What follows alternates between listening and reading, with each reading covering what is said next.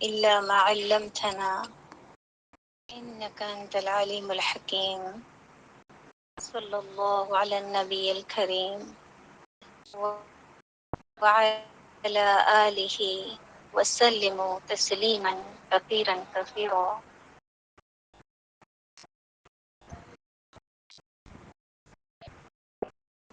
زندگی بہت مختصر سی ہے دنیا کی. ایک نہ ایک دن یہاں سے کوچ کر جانا ہے.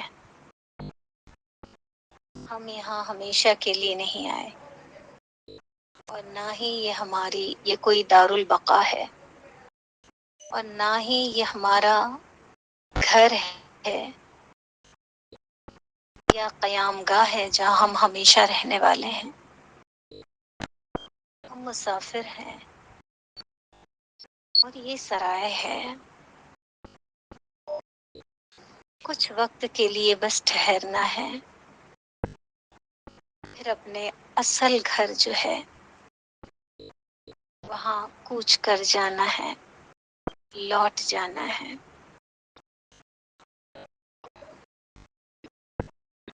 دنیا میں انسان اس طرح جیتا ہے جیسے کبھی مرنا ہی نہ ہو.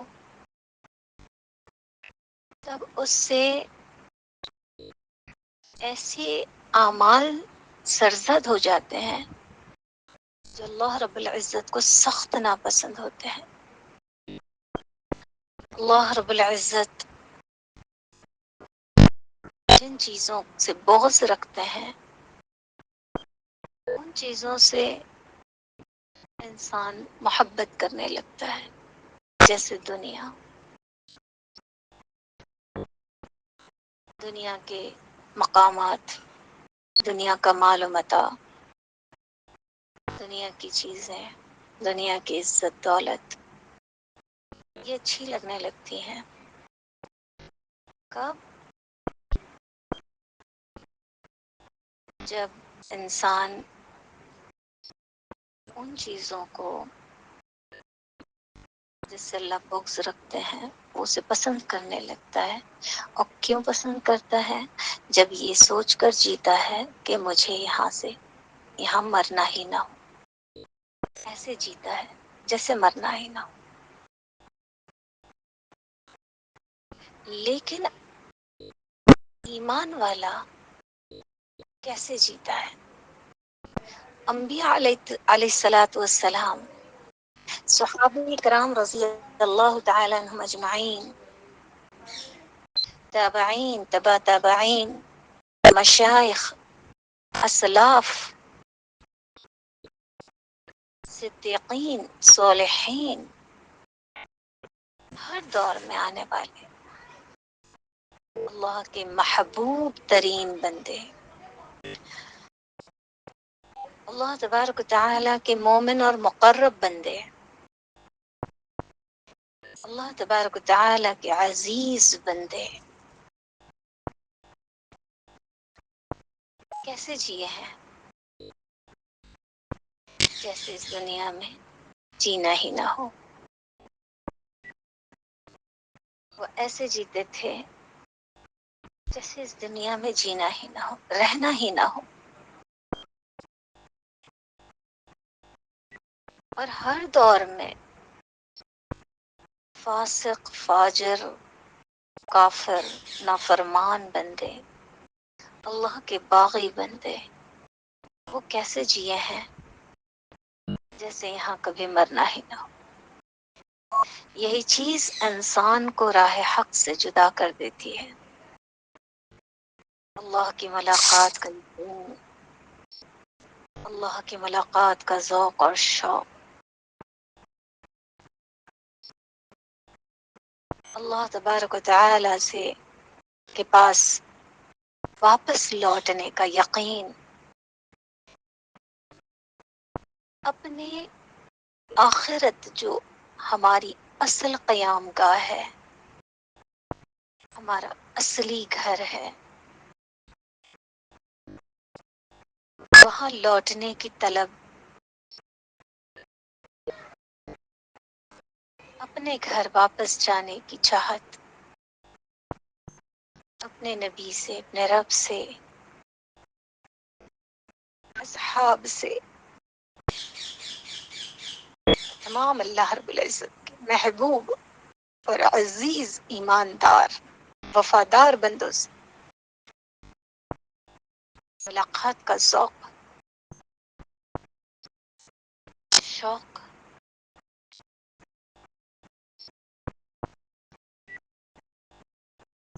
یہ چیز انسان کو راہ حق سے ہٹنے نہیں دیتی، گمراہ ہونے نہیں دیتی۔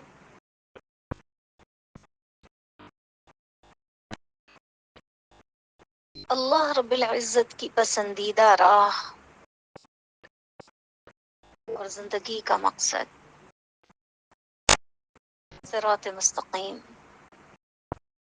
اس پر گامزن رہنے میں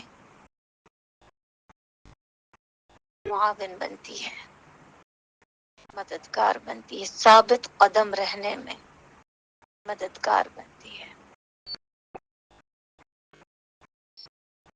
اللہ تبارک و تعالی قرآن عظیم میں بھی اپنے حبیب سے فرما رہے ہیں،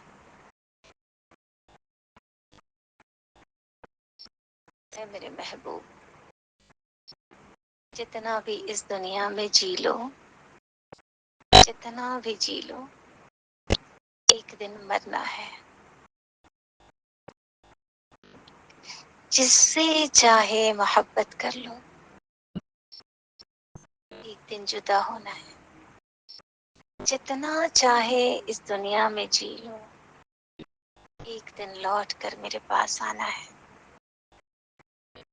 قرآن عظیم میں اللہ تبارک و تعالی نے اپنے حبیب سے نہیں فرمایا، بلکہ یہ قیامت تک کے آنے والے انسانیت سے فرمایا ہے۔ اللہ تبارک و تعالی قرآن عظیم میں کہیں اپنے حبیب سے مخاطب ہوئے ہیں، کہیں مومنین سے، صحابہ سے مخاطب ہوئے ہیں، مگر در حقیقت قیامت تک کے آنے والی انسانیت کے لیے قرآن اتارا گیا۔ سو اسی لیے اللہ تبارک و تعالی ہر انسان سے قرآن عظیم کے ذریعے مخاطب ہے۔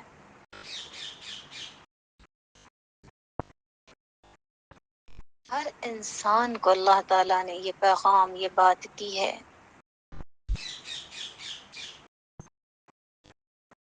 اللہ تبارک و تعالی جس سے بے پناہ محبت کرتے ہیں، جس سے بہت زیادہ الفت رکھتے ہیں، اسے دین کی سمجھ عطا کرتے ہیں۔ دین کی سمجھ مطلب عالم بن جانا، دین کی سمجھ یعنی عابد بن جانا، دین کی سمجھ یعنی داعی بن جانا، مفتی بن جانا، دین کی سمجھ کا عطا ہونا، اس کا مطلب استاد بن جانا، سکھا رہے ہیں جو سیکھ لیے۔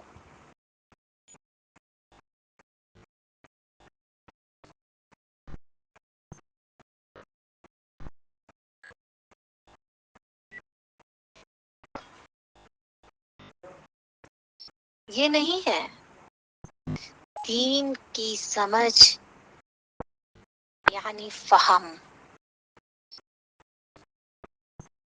یعنی فہم یعنی ہر دین کے احکام پر، ہر قرآن کی آیات پر، ہر نبی کی حدیث پر، ہر دین اللہ کے، اس کے بندوں کے زندگی کے ہر قدم کے ہر معاملات پر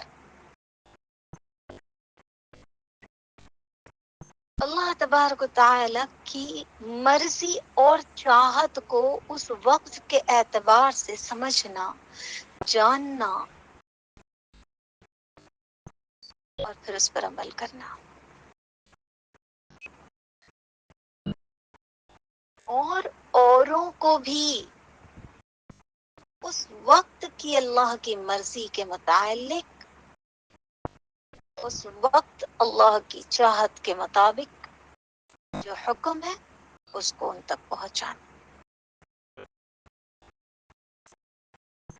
مثال کے طور پہ ہم نے یہ آیت جو ابھی بیان کی کہ اللہ نے اپنے حبیب سے بلکہ قیامت تک آنے والی انسانیت سے کہہ دیا ہے کہ جتنا چاہے جی لو، ایک دن لوٹ کر ہمارے پاس آنا ہے، اور جتنا چاہے کسی سے محبت کر لو، ایک نہ ایک دن اس سے ہر حال میں جدا ہونا ہے. اب یہ بات ہم نے سن تو لی اور بول بھی رہے ہیں، اور ہمیں ایسا لگ رہا ہے کہ اس میں سمجھنے کی بات ہے کیا؟ اس میں سمجھنا ہے کیا؟ سمجھ تو گئے، سیدھی سی تو بات ہے. نارمل جیسے ہم باتیں کرتے ہیں گھر میں آپس میں ایک دوسرے کے ساتھ میں زندگی میں کئی باتیں سنتے ہیں سمجھتے ہیں تب تو اس کا رپلائی کرتے ہیں، آنسر دیتے ہیں، جواب دیتے ہیں. بس یہ بھی ویسی ہی کوئی بات ہے کہ ہم نے سنی، ہم نے سمجھ لیا، ہم دوسروں کو بتا رہے ہیں، بیان بھی کر رہے ہیں اس کو. یہ تو علم تھا. فہم کسے کہتے ہیں یہ سمجھیں. فہم مطلب اس آیت کو سن لیا، اس کا ترجمہ جان لیا. سن لیا یعنی ہم نے جان لیا، ہمارے علم میں آ گیا. سنا دیا یعنی ہم نے دوسروں تک پہنچا دیا. لیکن فہم کیا ہے؟ فہم یہ ہے کہ اس آیت کو اللہ تبارک و تعالیٰ نے بتانے کا مقصد کیا تھا. اللہ تبارک و تعالیٰ نے یہ آیت کس مقصد سے بیان کی تھی، یہ بات کس مقصد سے بیان کی تھی. کیا چاہ رہے تھے اللہ تبارک و تعالیٰ، کیا چاہا تھا اللہ تبارک و تعالیٰ نے جو یہ بولے، یہ جملے بیان کیے. کیا سمجھانا چاہ رہے تھے اللہ تبارک و تعالیٰ ہمیں. اور اس سمجھ کے بعد ہمارے قلب کے اندر، ہماری ذہانت میں، ہمارے جذبات اور احساسات میں، ہماری جوارح میں، پریکٹیکل لائف میں، ایک عملی زندگی میں کیا دیکھنا چاہ رہے تھے، ظاہر سے اور باطن سے، قلب میں کیا دیکھنا چاہ رہے. ہاں یہ جھٹک جائے تیرے دل سے، جھٹک جائے، جھٹک جائے، نکل جائے یہ بات کہ اس دنیا میں ہم جینے کے لیے آئے ہیں.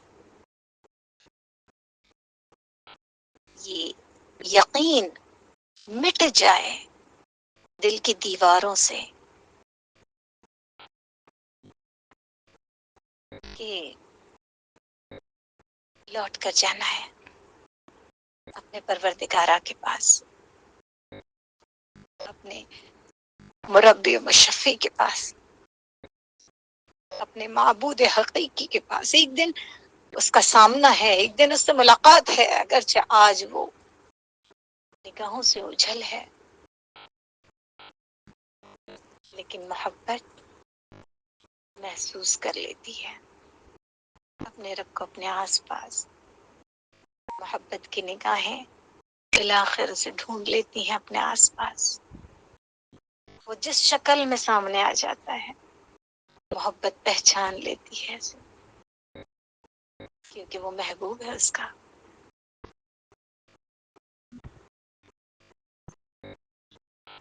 تو اللہ تبارک و تعالی جو سمجھانا چاہ رہے ہیں، دل سے نکل جائے یہ بات کہ تجھے جینا ہے یہاں. یہ سوچ لے کہ تو یہاں جینے کے لیے نہیں، مرنے کے لیے آیا ہے. لوٹ کر اپنے پروردگار سے ملاقات کے لیے آیا ہے، لوٹ کر جانے کے لیے آیا ہے. بھول نہ جانا، جس سے چاہے محبت کر لو، یعنی ایک دن میرے پاس آنا ہے، ایک دن اس سے جڑا ہونا ہے.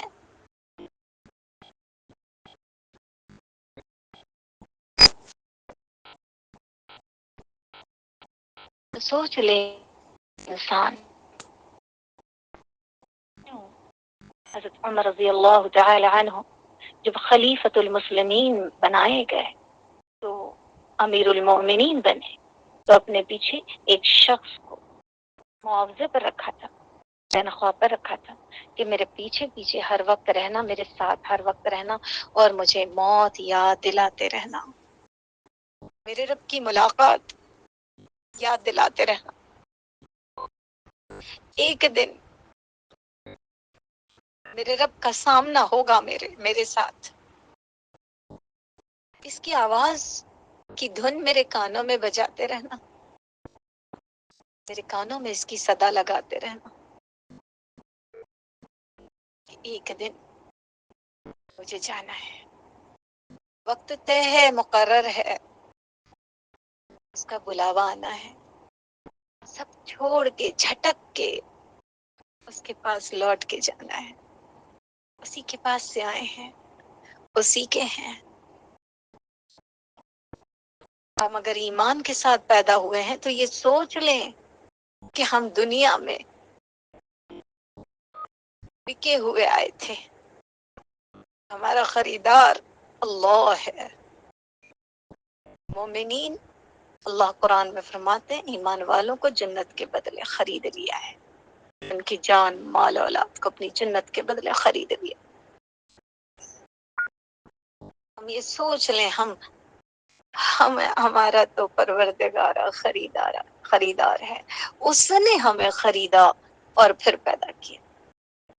ہم تو بکے ہوئے، ہمارا سب بکا ہوا ہے، اس نے خرید لیا ہے. ہم مومن ہیں، ایمان کے ساتھ آئے. اسی طرح جینا ہے کہ لوٹ کے اس کے پاس جانا ہے. ہم اسی کے تھے، اسی کے لیے پیدا ہوئے ہیں، اور اسی کی طرف لوٹ کر چلے جائیں گے. موت کو تو نہ جانے کیا سمجھ لیا ہے. اتنا خوف، اتنا ہیبت، اتنا ڈر. ارے جس کو یہاں رہنا ہی نہ ہو، جس کا یہ ٹھکانا ہی نہ ہو، جس کا یہ قیام گاہ ہی نہ ہو، یہاں اس کا کوئی گھر ہی نہ ہو، یہاں اس کا کوئی اپنا ہی نہ ہو، وہ رہے کیوں بھلا یہاں؟ انتظار نہ کرے اس وقت کا جس دن اسے اپنوں کے پاس جانا ہوگا. انتظار نہ کرے ان لمحوں کا جہاں اس کے اپنے ہوں گے، جو اس کی دنیا ہوگی، جو اس کی زندگی ہوگی، جہاں سارے اس کے اپنے ہوں گے.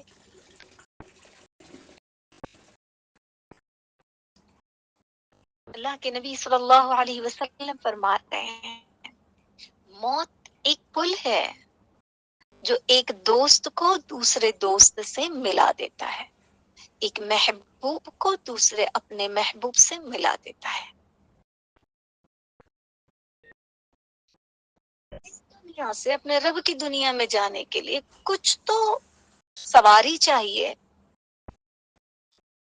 تو موت وہ سواری ہے جو اس دنیا سے اس دنیا کی جانب پرواز کرا کے لے جاتی ہے. تو سواری سے خوف کیوں؟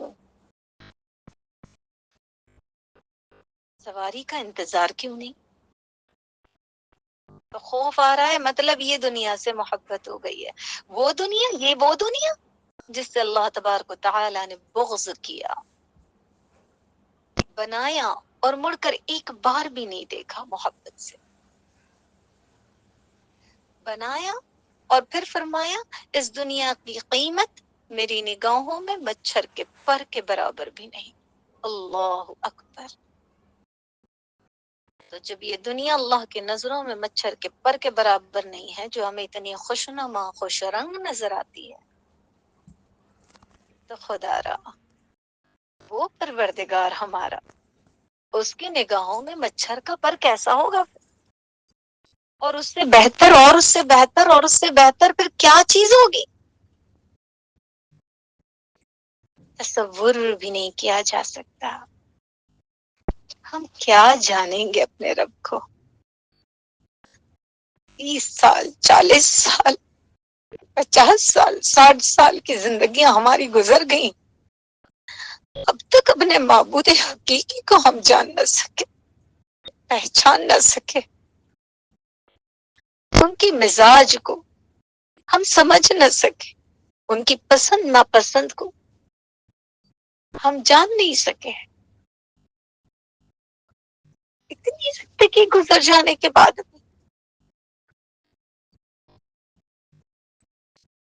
جو سب سے زیادہ ہم سے پیار کرتا ہے، سب سے زیادہ جسے ہمارا احساس ہے، ہمارا خیال ہے، ہمیں پالا، ہمیں پیدا کیا، ہمیں بنایا، ہمارا ایک ایک بال اسی کے امر سے اگا ہوا ہے، اسی کی مرضی سے سر سے پیر تک، ظاہر سے باطن تک ہم بنائے گئے ہیں، اس کے حکم سے، اس کی چاہت سے، اس کی مرضی سے، اسی نے بنایا۔ وہی خالق ہے ہمارا، وہی مالک ہے ہمارا، وہی مصور ہے ہمارا، وہی سنگ تراش ہے ہمارا، اور ہم اسی کو نہ جان پائے۔ دنیا میں سب سے زیادہ اگر کسی کے ساتھ کوئی ہوتا ہے تو وہ اللہ ہے۔ کوئی کسی کے ساتھ نہیں ہوتا جتنا اللہ ہوتا ہے ہر کسی کے ساتھ۔ ماں کتنا چاہتی ہے، باپ کتنا پیار کرتے ہیں، کتنی شفقت، بھائی بہنوں کو کتنی محبت، اولاد کو کتنی چاہت، لیکن اللہ کی قسم کوئی کسی کے ساتھ اتنا نہیں رہتا، چاہے کتنا ہی جگری دوست اور یار کیوں نہ ہو، کوئی کسی کے ساتھ اتنا نہیں ہوتا جتنا اللہ ہوتا ہے۔ پیدا ہونے سے پہلے سے لے کر موت کے بعد تک بھی، پھر بھی اتنی بڑی زندگی میں اس کو پہچان نہ سکے، اس کو جان نہ سکے، کب وہ خوش ہوتا ہے، کب وہ ناراض ہوتا ہے،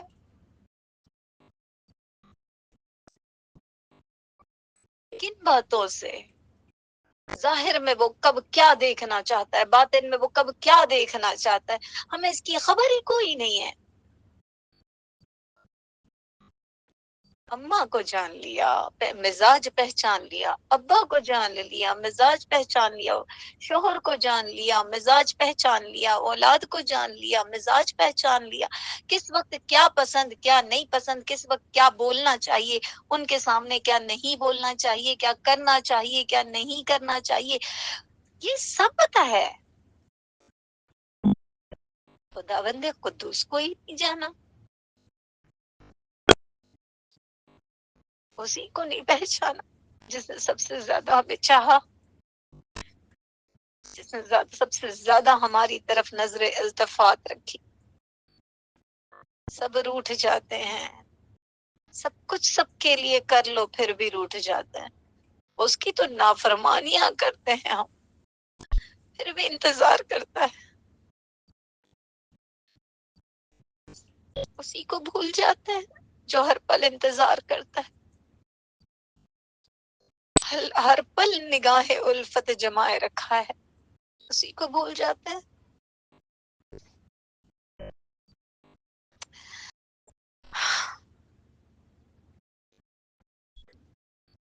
اسی لیے تو اس کو بھول جاتے ہیں، اس کی ملاقات کو بھول جاتے ہیں، اس کی طرف لوٹ کر جانے کو بھول جاتے ہیں، موت کو بھول جاتے ہیں۔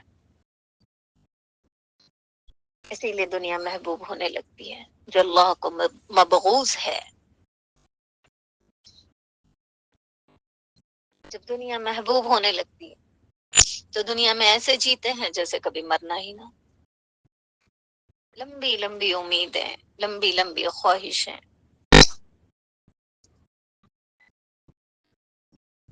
پھر دنیا ہی سے ساری چاہتیں، خواہشیں، آرزوئیں وابستہ ہونے لگتی ہیں۔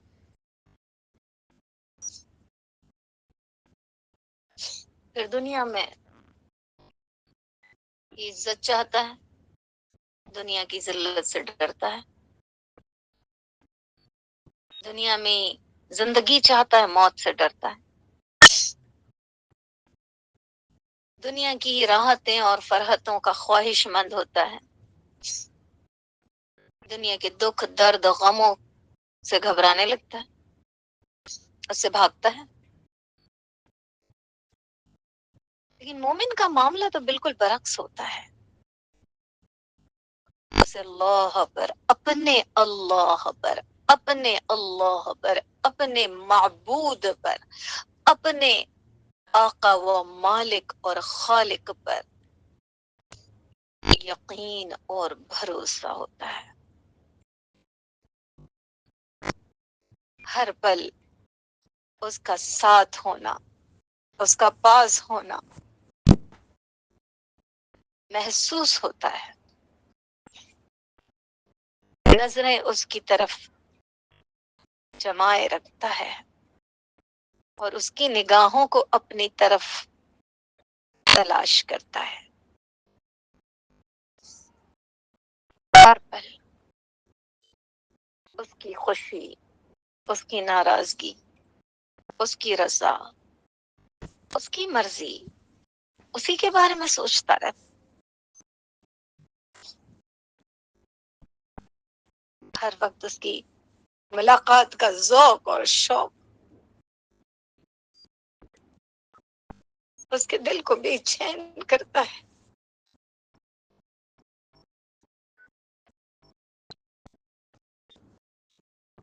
اس کو راضی کرنے، اس کو خوش کرنے، اس کو پا لینے کی چاہت میں خود کو بھول جاتا ہے،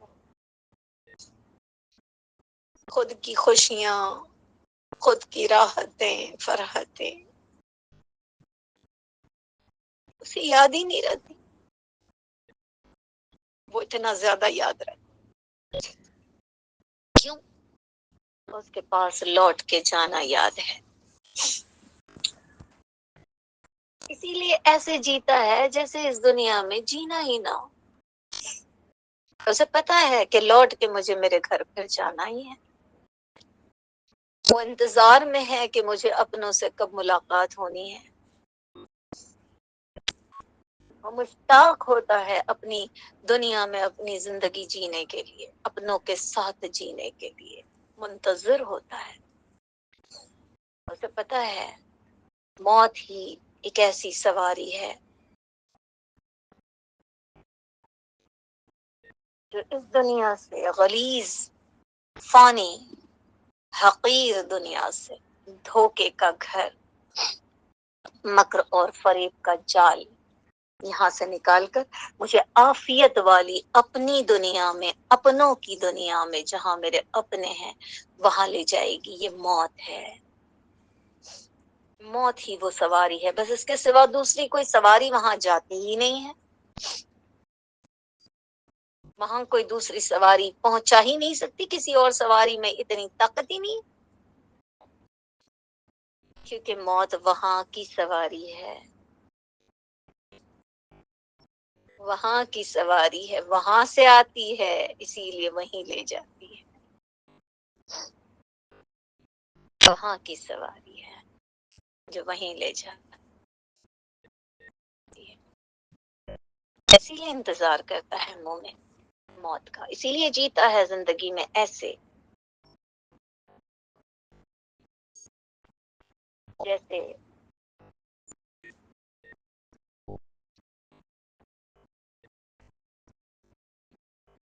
فرما رہے ہیں کہ ایسے زندگی جیا کر، جیو جیسے ایک مسافر،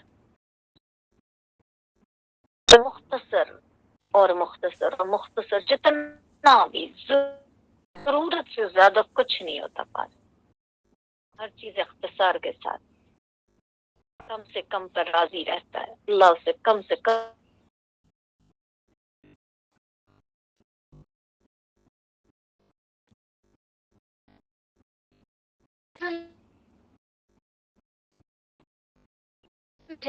یہ فہم ہے۔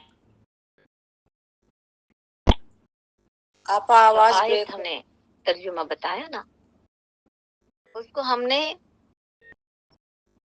اسے ہم نے جانا اور پھر آپ کو بتایا. آپ نے جان لیا، سن لیا یعنی جان لیا، کسی اور کو سنا دیا یعنی پہنچا دیا. تو فہم کہاں گیا؟ فہم ظاہر اور باطن، دل اور دماغ پر غالب آ جاتا ہے. اسی کے مطابق زندگی چلتی ہے، اسی احساسات میں انسان جیتا ہے، انہی جذبات میں پروان چڑھتا ہے. وہ ہے فہم. جسے فہم ہی نہ ملا یعنی سمجھ میں ہی نہ آیا، سن تو لیا، سنا تو دیا، لیکن سمجھ نہیں پایا، عمل میں لائے گا کیسے؟ عمل میں آنا، دل کا بدلنا، جذبات کا رخ بدل جانا، احساسات کا رخ کو مڑ جانا، اللہ کی جانب ظاہر و باطن سے لپک جانا، یہ فہم کو ثابت کرتا ہے. تو اللہ تبارک و تعالی جس بندے سے محبت فرماتے ہیں اسے دین کا فہم عطا کرتے ہیں. اور دین کا فہم کیا ہے؟ زندگی کو، دل کو، دماغ کو، سوچوں کو، سمجھ بوجھ کو، خواب و خیالات کو، اقوال، افعال، حرکات، سکنات، اخلاق، عادات، افعال ہر چیز کو، اعمال ہر چیز کو بدل کر رخ اللہ اس کے رسول کی طرف لے جاتا ہے. وہ فہم ہے.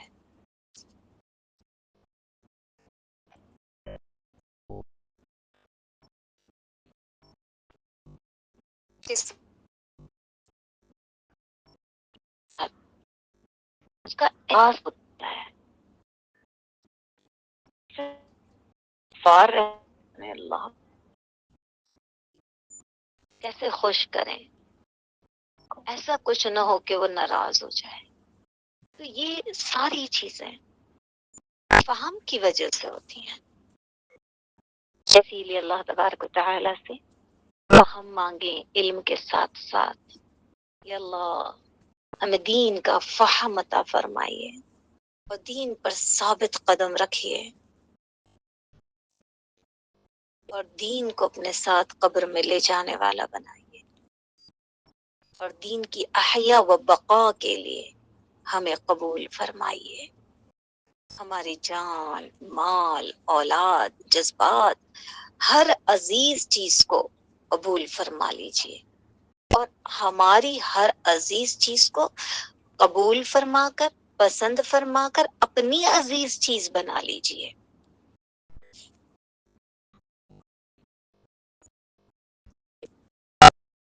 اسی لیے اللہ کے نبی نے فرمایا کہ اللہ تبارک و تعالی جس بندے سے محبت کرتے ہیں اسے دین کا فہم عطا کرتے ہیں.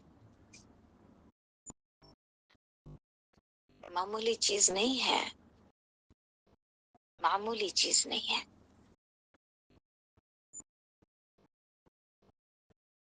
اللہ تبارک و تعالی سے ان کے دین کا فہم مانگے علم کے ساتھ ساتھ. اللہ ہمیں آپ کے دین کا فہم عطا کیجیے. آپ کے دین کے لیے ہماری ہر عزیز چیز کو قبول فرما کر اپنی عزیز چیز بنا لیجیے.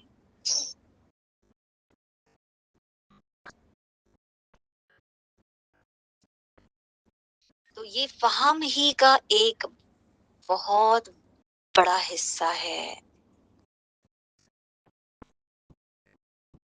دین کے فہم کا ہی ایک بہت بڑا حصہ ہے جسے ایمان کا ایک باب بھی کہہ سکتے ہیں، بہت بڑا باب. انسان اس طرح جیے جیسے اسے یہاں رہنا ہی نہ ہو، نہ کہ اس طرح جیے جیسے کبھی مرنا ہی نہ ہو. اس طرح نہیں جینا. ہر وقت ہر پل یہ بتائی گئی باتوں کو اگر تصور میں رکھیں گے نا تو زندگی بڑی خوشگوار اور موت بڑی خوبصورت ہوگی، بہت حسین، بہت حسین، لیکن اس کو حسین بنانے کے لیے زندگی دی گئی ہے۔ دنیا کی زندگی ایسے جیو گدھے کا اب تم نے سن لی، گدھے ہی بول رہی تھی تو آپ کی آواز میں کون بولے گا گدھا؟ موبائل میں دیکھی تھی میں، ایک لڑکی جواب دے رہی تھی۔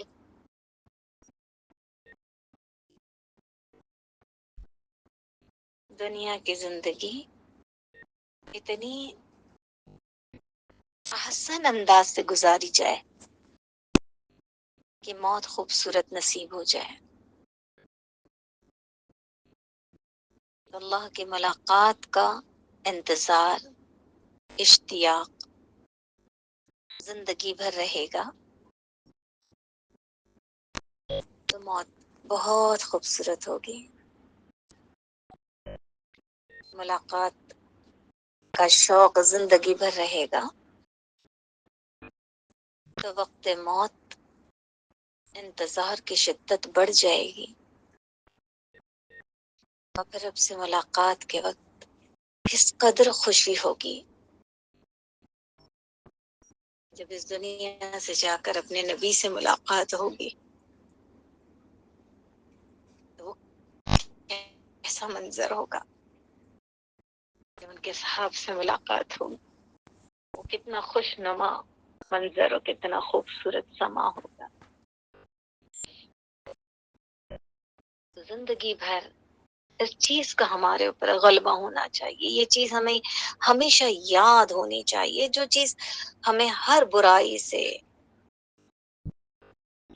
ہر غلط چیز سے، ہر گمراہی سے دور رکھتی ہے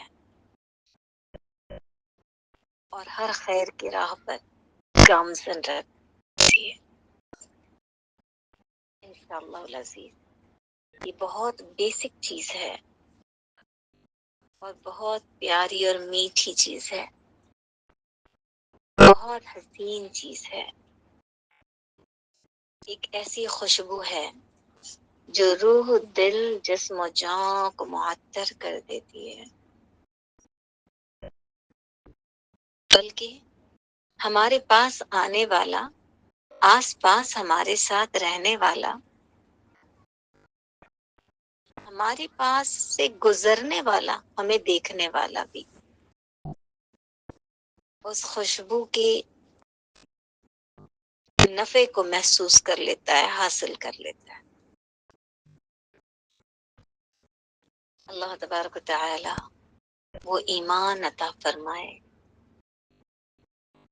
جو قلب میں جب نمودار ہو تو عالم روشن ہو جائے، ہر اندھیرے دل کے دریچوں سے روشنی دلوں میں اتر جائے اور اندھیروں کو قلوب کے غائب کر کے قلوب کو روشن اور منور کر دے۔ اللہ ایمان کا ایسا سورج ہمارے دلوں میں نمودار کر دے۔ اللہ تعالیٰ سے دعائیں کریں انشاءاللہ، اپنے لیے بھی، پوری امت کے لیے بھی۔ سبحان اللہ و بحمدہ، سبحانک اللہم و بحمدک، نشہد ان لا الہ الا انت، نستغفرک و نتوب الیک۔ سبحان ربک رب العزة عما یصفون وسلام علی المرسلین والحمد للہ رب العالمین برحمتك یا ارحم الراحمین۔ جزا اللہ عنا محمدا ما هو اہلہ صلی اللہ علیہ وسلم۔ اللہم تقبل دعاء وتقبل اعمالنا وتقبل قلوبنا وتقبل حياتنا وتقبل مماتنا، آمين يا رب العالمين. جزاکم اللہ خیرا وحسن الجزاء. آپ تمام کو اللہ تبارک و تعالیٰ دنیا و آخرت میں بہترین نعم البدل عطا